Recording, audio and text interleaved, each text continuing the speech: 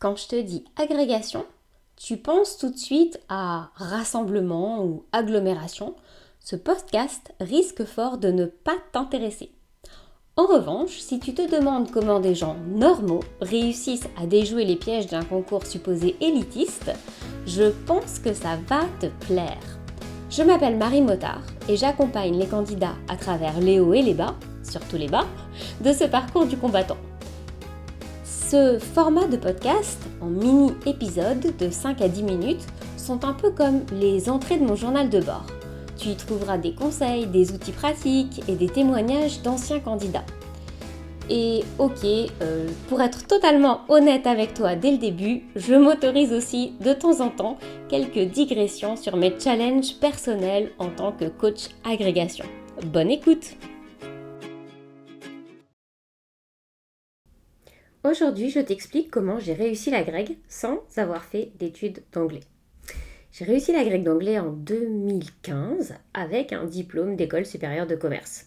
Ça peut paraître surprenant et pourtant je suis loin d'être la seule dans cette situation de reconversion. Et en examinant de plus près mon parcours, je me suis rendu compte que ce n'était pas le fruit du hasard parce que la méthode y est pour beaucoup. C'est facile de dire ça a posteriori, c'est peut-être ce que tu es en train de te dire, mais je n'en menais pas large quand j'ai décidé de tenter le coup et j'ai longuement hésité avant de m'embarquer dans cette aventure. Une minuscule partie de moi avait l'intuition d'en être capable, mais la voix du jugement et de la critique, celle qui parle haut et fort et qu'on n'arrive pas à faire taire, ne lui laissait pas beaucoup de place pour s'exprimer.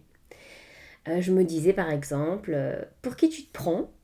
Tu sors de nulle part et tu penses que tu vas pouvoir arriver comme une fleur et avoir l'agrégation. Tu réalises que tu vas te mesurer à des étudiants qui ne font que ça depuis 5 ans ? Arrête de rêver ma vieille, t'auras jamais le même bagage culturel. Tu sais parler anglais, ok, mais ça fait pas tout. Tu pars avec un handicap de taille. T'es vieille.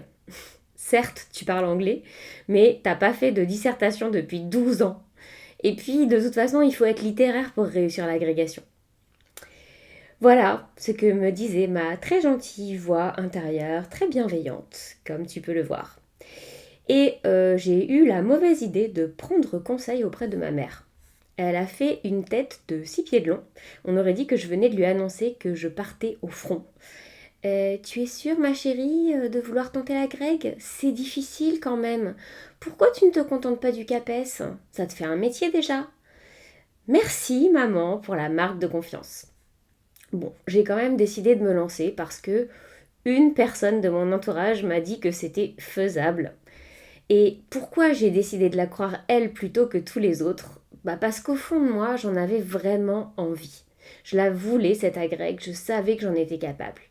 Et puis peut-être aussi, il faut l'avouer que en m'inscrivant, j'avais pas anticipé que ça serait aussi difficile. Donc il y avait une part d'inconscience. Mais en tout cas, je pense souvent à cette personne qui s'appelle Marion et qui m'a dit mais oui, bien sûr, tu peux tenter, pourquoi pas toi ? Enfin, quelque chose dans le genre, mais en tout cas, moi, c'est ce que j'ai compris. Peut-être que ce n'est pas ce qu'elle avait voulu dire, mais j'ai choisi de le comprendre ainsi. Et en tout cas, la morale de l'histoire, c'est que cette fille a changé ma trajectoire de vie grâce à 4 mots. Tu peux y arriver. C'était le petit push dont j'avais besoin. S'il y avait une personne qui croyait en moi, alors pourquoi est-ce que moi je ne pouvais pas croire en moi ? Donc c'est ce que je me suis dit. C'est la raison pour laquelle je m'adresse à toi aujourd'hui, parce qu'on a tous besoin d'une Marion dans nos vies. Bon, je m'appelle pas Marion, je m'appelle Marie, mais j'espère que je te servirai de Marion, que je serai ta Marion à toi.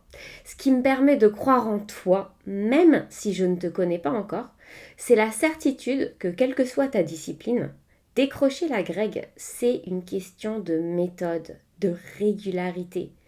Si tu veux que je sois ta Marion, il suffit de continuer à écouter mon podcast et je te dis au prochain épisode.